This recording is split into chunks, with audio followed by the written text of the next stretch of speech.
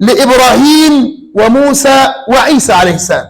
قال، ركز كده، قال النبي صلى الله عليه وسلم: لما رأيت إبراهيم فإن إبراهيم أشبه رجل بصاحبكم، وما صاحبكم بأشبه من أحد بإبراهيم.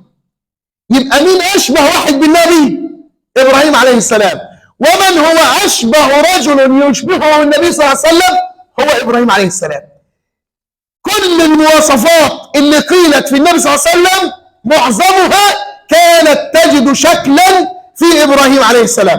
ثم قال: أما موسى عليه السلام رجل آدم، يعني أسمر طويل، آدم طويل، ضرب جعد أقنى، كأنه رجل من رجال شنوءة. طويل أسمر، ويقال في رواية أخرى كان عظم كتفيه بيظهر. سيدنا موسى كان طويل فعلا يعني. فمن مواصفاته أنه كان جعد الشعر الأفارقة اللي هو زينا كده، ولا شعرنا لافف مش سايح. جعد كأنه رجل من رجال شنوءة. هذا وصف النبي إلى موسى عليه السلام. قال: وأما عيسى، ركز بقى في وصف عيسى عليه السلام، وأما عيسى ابن مريم فهو أحمر، وجهه أحمر، ليس بالقصير ولا بالطويل، بين القصير وبين الطويل، سبط الشعر، شعره سايح، كثير خيلان الوجه، كأنه خرج من ديناس تخال رأسه يقطر ماء.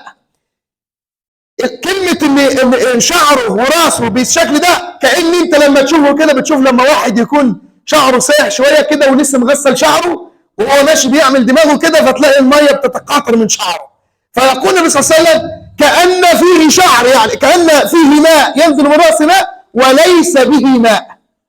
شوف جماله. فكان أحمر الوجه، ليس طويل وليس قصير، وكان شعره كأنه يقطر ماء. ثم قال مقولة عظيمة، وهي: أشبه رجل بعروة بن مسعود الثقفي.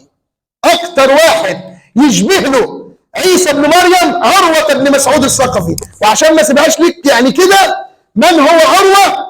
ربنا قال في القرآن الكريم: وقالوا لولا نزل هذا القرآن على رجل من القريتين عظيم.